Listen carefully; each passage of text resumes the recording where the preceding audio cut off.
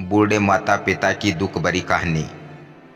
गांव के किनारे एक छोटा सा घर था जहां रामलाल और उसकी पत्नी सुमित्रा अपने जीवन की सांझ बिता रहे थे। उम्र के इस पड़ाव पर उन्हें अपने बेटे रवि से बहुत उम्मीदें थी, जिसे उन्होंने बड़े प्यार और मेहनत से पाल पोस कर बड़ा किया था। रवि बचपन में बहुत होनहार था।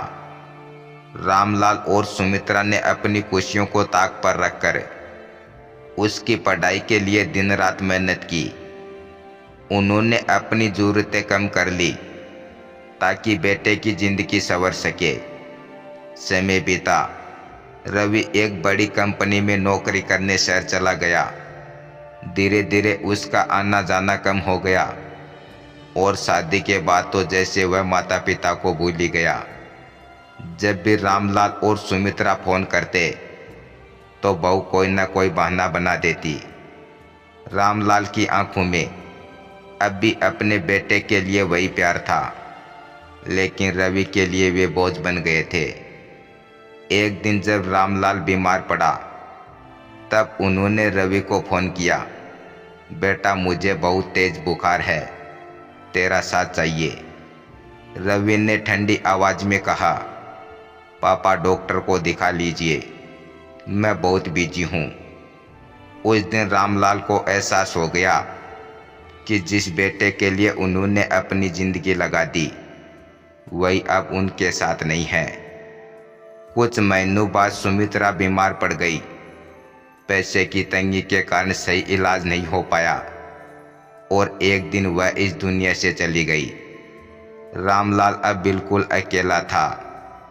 आंखें दरवाजे पर टिकी रहती, शायद बेटा आएगा, लेकिन वह नहीं आया। रामलाल का दिल अब टूट चुका था। एक दिन जब लोगों ने उसके घर का दरवाज़ा खोला तो देखा रामलाल हमेशा के लिए इस दुनिया से विदा ले चुका था।